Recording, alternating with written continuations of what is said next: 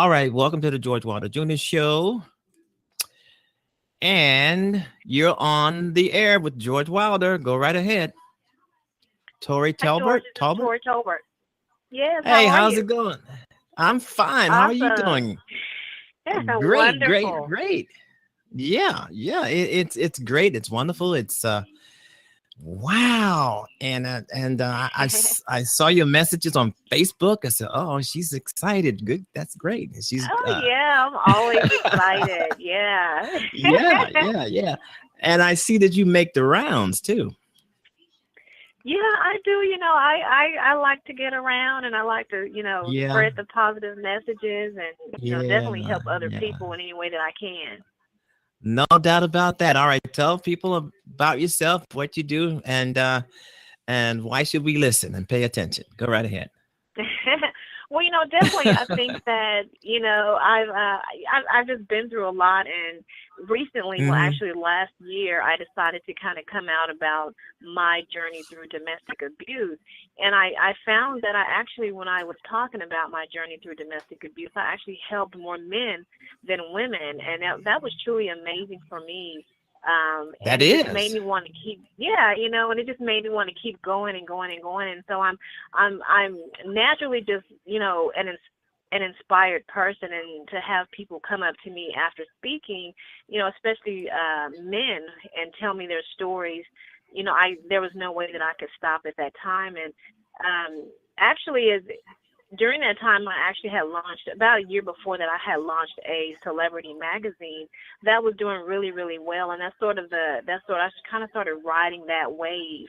And then I wanted to turn the magazine into something that was even more motivating and inspiring. And so now it's sort of turning into more of a business magazine, and motivating and inspiring men and women to, just to be the best that they can be at all times. Yeah, I'm on a crusade also. I'm an advocate against domestic violence. I mean, I grew Good up for with it. you. I grew up with it. I've seen it. I've seen it happen to people in my family. I've seen it happen to strangers. Sometimes, I mean, growing up, yeah, even walking down the street or going to the store, you can see it. It's Hmm. happening.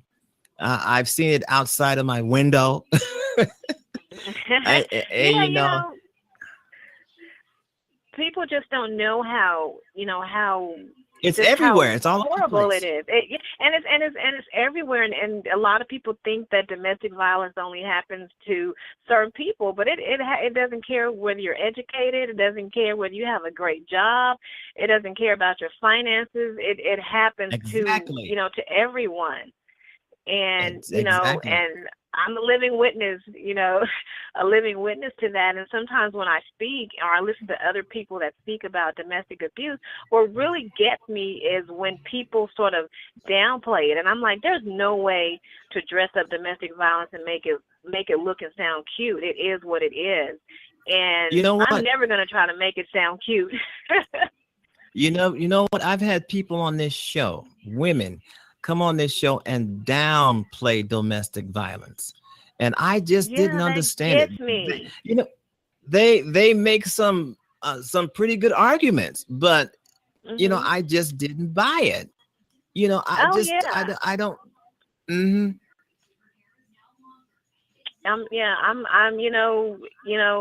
Mr. Wilder, I'm like you. I can't. It got to the point where I'm like, I understand what domestic abuse and domestic violence is all about, and it's not that smooth. It's not the way that some of the women, and I'm not trying to down any women, any woman that has talked it or that has been through domestic abuse. I know what it's about, and it's not anything that's nice and beautiful. It's horrible, and you have to say it what it is. Call it what it is. It is. Don't try to make it It sound is. good. It is because I've had friends of mine, you know, nice young ladies. I mean, nice people, great people. I mean, wonderful friends. The next day I see them, their lip is busted, their eyes Right. blackened. I mean, they're Mhm. puff. I mean, their jaws are swollen, and they're walking towards me or by me and acting if nothing's wrong. That's right. And I, I was one of Mm, those women, and I would try to protect this guy, and I would be the yeah, one to say everything is going to be okay. Don't worry about my bruises and my scars. They're going to heal. But you know what, George, they did heal, but the inside, the internal stuff that was going on, that took a long time to heal. I mean, it took a yeah, really long time.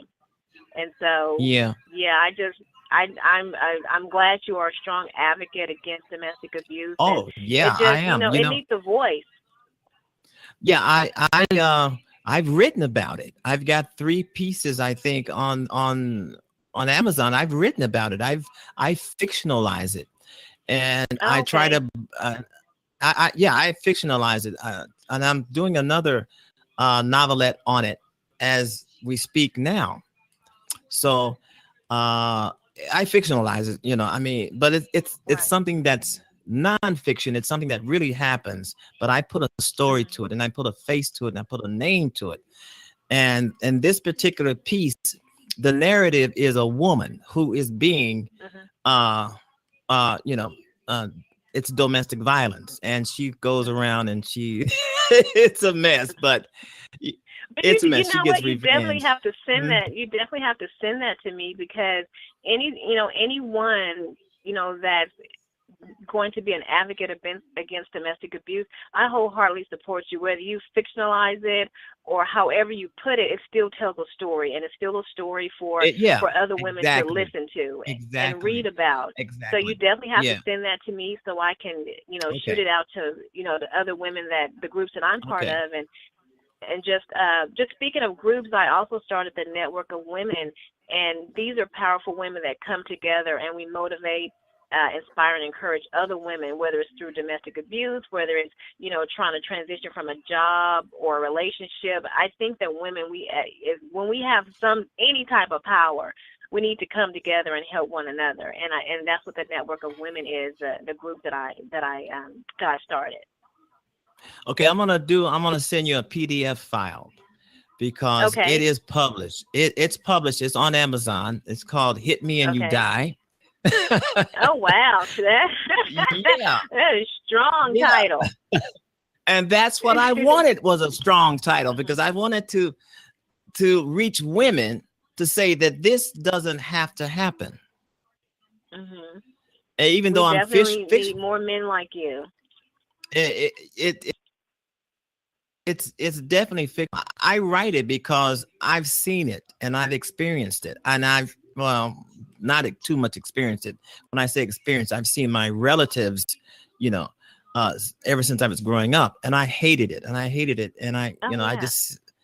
I don't think any man should put his hand on a woman. Period. Oh, amen. I wholeheartedly, I definitely agree with that. And I think the weird part about it is that whether it's a man or a woman that's being abused, sometimes we just get so comfortable in in that world, and we just refuse to create our own world. But I'm telling you, George, I stepped out, and when I found out about the power that I had just on my own, I put Hmm. together a plan, and it took me a year. And let me tell you, I never looked back ever. Statistics say that a woman will go back to her abuser at least 7 times, and I did that. But on that 8th time, I left, and I did not look back. I kept going, and to this day, I am walking forward, and I'm proud of myself. And people laugh at me because I say that I'm powerful. I am powerful. It takes a lot to leave a situation like that. And what makes mine a little bit unique is that the man that abused me, he was a police officer, so he had all sorts of protection around him. And here I am, this woman by myself. But let me tell you, when I got that power, George, oh, I was unstoppable. Yeah, yeah. I mean, you got to give that. You got to empower other women, because you still got young women out here, young girls, who are in that situation as we speak, and Exactly, exactly. somebody's getting plummeted. I've Right seen too now, many. yeah, right now. Yeah, at this moment, and that's one of the reasons why I wrote this little book. And there are times when I actually gave it away. it's a Kindle, and I just gave it away, because I wanted to get the word out about domestic violence, that you can do something about it, Oh yeah. or realize that I'm a man and I know it's happening and I hate it. I can't stand it because, Mhm. I, Mhm. because I have had women friends and been married and all this kind of thing. I never once, raised my hand towards a woman in my whole life. And I just don't. Right. But there are some women who will. Now some women are at fault. Now some women will try to egg you on into Mhm. a fight or a confrontation. And And as bad as that sounds, yeah, I hear you, and as bad as that sounds, that a woman will hmm try to sort of entice or encourage a man to be, to hit her. I hear yeah, you, but but in the same sentence, at some point, you know, the man knows his breaking point, and I think that he yeah, can definitely walk away from it. And it's funny because I asked my husband one day. He's not the my husband is not the one who I went through the abuse with. I mean, I'm married and I have just a great supportive husband. And I asked him one day. I said, why does God make people like that? I just can't imagine that these people serve some purpose or some point, in the world, but they do. And I said, you went through your entire life not having, you never hit a woman. He said, but it was the choices that I made. This guy didn't know how to make the right choices, and so his thing was to beat you, and that's what he did. So I think that it's, I know that some women can. I mean, I'm a woman, and women can make me mad. But I think that you make the choice to walk away from it. And I think that that's where, when you're in a domestic violence relationship, whether you're a man or a woman, it's the choices that you make. I made the choice to stay for 12 years when I'm sure that had I reached out to people early enough, I would have walked away. But I just think that, I think, George, you make the choice to raise your hand to a woman, no matter how upset that she may make you. You know what I mean? yeah, yeah. You do make the choice because because even if she's trying to egg you on into a confrontation, you should know better. You should know Right. better. You should walk away. Mhm. You don't want to really do that. But you've got, like as you alluded to earlier, it's not only the women who are being abused by the man. There are some women out there who are abusing the man also. You're right. You're absolutely right. And I've seen that. And, Yeah. and I know that more than likely men are not going to speak up about it, but I'm sure you've seen it. I've seen it. And men really don't speak up about it, but you're right. It happens. It happens. And there's Mhm. plenty of women in prison right now for that, for doing that, for either killing a Mhm. guy or hurting him really bad. So, we're not always the innocent in this situation. So Yeah, I totally agree with that. but some women are probably saying it's self-defense. They're cry Right? self-defense. Well, Mhm. And you're Well, you're right about that. So I can, yeah. I mean, you're bringing up mhm. some great points. I can't, I definitely can't dispute that, Mhm. because I mean, a woman can do it just as fast as a man can do it. A woman can Yeah, lose her but temper just as fast. yeah. But when you think of domestic violence, you always think of it a man hitting a woman or beating up on a woman. Mhm. That's generally what you think, you know, That because that's yeah, you're generally what right. that's basically what happens. Mhm. And Right. it's a mess. So how do you confront somebody in a domestic situation? How would you tell them to uh resolve their situation, or something to that effect? A lot of times it Mhm. definitely depends on the person that's doing the abusing, because it's really hard to talk to someone when they are angry, and the next word that you say could definitely make them even that much more angry. But one of the things that I did, it took me a year to put my plan together to leave this person, and one of the things I did was that I did everything he said he asked me to do. Everything he wanted me to do, I did it. If I had to be home at 5 o'clock, I was home at 4:55. If he wanted dinner, I had dinner on the table. But that was all part of my plan to leave. I did what he asked me to do, and I did everything not to make him upset. I had to do that for a year, but I knew that, if I could do this and get out, I wasn't going to look back. And I think one of the things that women Yeah. have to do, sort of like what you said, is don't encourage the abuse. There are some things that you may not want to do, but for the sake of your safety, do it, because you have a bigger plan. Don't let Right. it, don't make Right. him or anyone else make you feel less than who you are. Yeah. Yeah. You you So you're have to you saying have to have you're a saying plan. basically, yeah. So you're saying basically that you were being controlled. Oh yeah, 100%.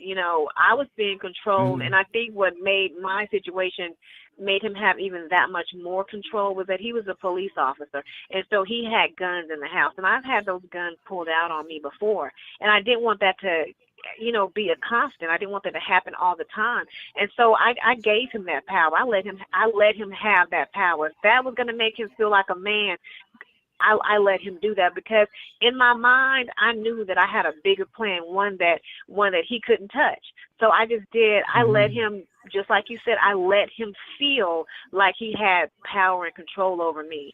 And whatever he Hmm. needed me or wanted me to do, I did it. But what I was doing was I was putting away. He controlled the money too, but he couldn't control all of it. And so every now and again I would put away a little bit of money. I told Yeah. one person about what I was going through, and I got me a throwaway a cell phone. So I had two phones. One of them he had no idea about, and so I was slowly building my life around my life, if that makes sense. Yeah. It makes sense. So yeah, that Yeah. I had a plan. Yeah. But you know what? This is not the first time or second time or third time that I heard about a being an abuser, a domestic violence abuser. Okay. This Mhm. is I've heard this several times. That a Yeah, it policeman, happens a and lot, more often yeah, than you think. and you're right about this. It doesn't matter who you are. It doesn't matter your income. It doesn't matter how famous you are or how poor you are. Your Domestic violence education. happens, or your education. Mhm. Domestic violence is all over the place. And like I said before, I am an advocate for it, and I have written about it extensively, and I'm doing another one on it, um, like a sequel or something. But because I want to get the word out. I try to put it Oh in a way yeah. where it's in. I try to put a serious situation into to a fiction. Give it a story, Mhm. a face. And Oh yeah. uh, yeah, yeah. Are Tori Talbert on the George Wilder Jr. show? Are you writing a book? Have you written a book about this? I'm actually in the process of doing that now. I was Hmm. hoping to have it out by Hmm. October, but I'm not going to hit that goal. But yes, to answer your question, Okay. yes, I am in the middle of writing a book. And I can tell you the title. I think it's sort of been out there already. The title of it is called I Want to Forgive, because I'm in a situation where, you know how people say if you don't forgive him, you never can move on. Well, I can. Right. I'm not in that situation, and I just have not been able to forgive him, but I have a good life. Yeah. And a lot of this is going to be in it's sort of already in the book that I'm writing. And Hmm. I just there's just certain things that society says that are that's gonna happen and should happen. Well, I'm not that person. I'm not. I don't have Yeah. to forgive. I can just keep on moving around in my life, and everything is okay. So that's just he did what he did, and he is wherever he is in the world, and so am I. But I'm just not at that point in my life where I care to even forgive him. But it doesn't bother me, and I think that writing the book is, maybe it may help that. I don't know. But that's just where I am, and the book is called I Want to Forgive, and so yeah, Well, I'm working on that now. yeah, I think a book is good because you'll reach a lot more people. You're you'll reach a lot more people, and you'll have something tangible that people can pick up and read. Mhm.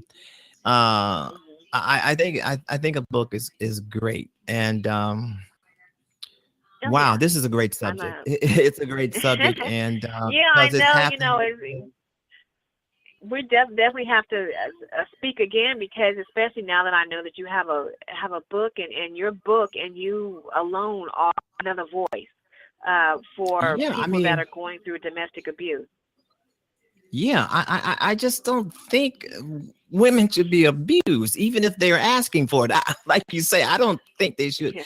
I've seen too many women that I see all the time or every day. Come, they walk by you, they speak, and they open their mouth. The, the teeth have been knocked out, Yeah. you know, Yeah. and You know. you know, Yeah, for it's sure. just awful. Okay, can you give my audience a website or where they Yeah. can contact you for this? Okay. Yeah. My website is blacklineentertainment.com, is and that's Mm-hmm. BLAQUELINE entertainment.com, so blacklineentertainment.com. And there's also a really good blog on there for men. On there, there's the Okay. network of women that's also part of that, and then there's also the link to all of my celebrity magazine. Pretty much everything that they're looking Okay. for as it pertains to me is on the website.